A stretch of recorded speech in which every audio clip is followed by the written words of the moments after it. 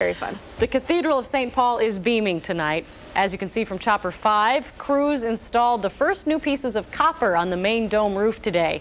It's part of a 30-month, $35 million restoration project to restore and preserve the 85-year-old landmark.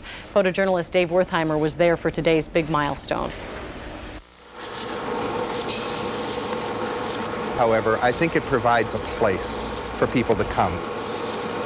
Tranquil, but at the same time also quite inspiring. We're both a landmark, but we're also a haven within the city. Now you can hear the bell. It goes off every 15 minutes, and I think that's 12 noon. It is terrific. What a beautiful day, huh? This is the cathedral. It's a real big church, and they're replacing the roof and repairing home. Must be fun working up there, Christopher?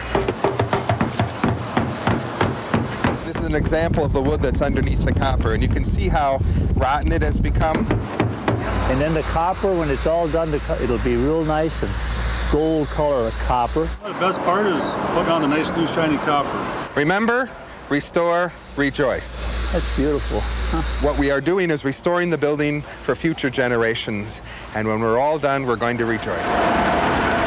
Isn't this the third largest dome in the United States? I think the inspiration that the cathedral provides is very key to the city, to the life of the city. Really is interesting, extremely. That's the difference the cathedral provides, is our beauty is open to everyone. Well, the Cathedral has set up a website to monitor the crew's progress. You can be linked to it by going to KSTP.com and clicking on the Featured Links icon.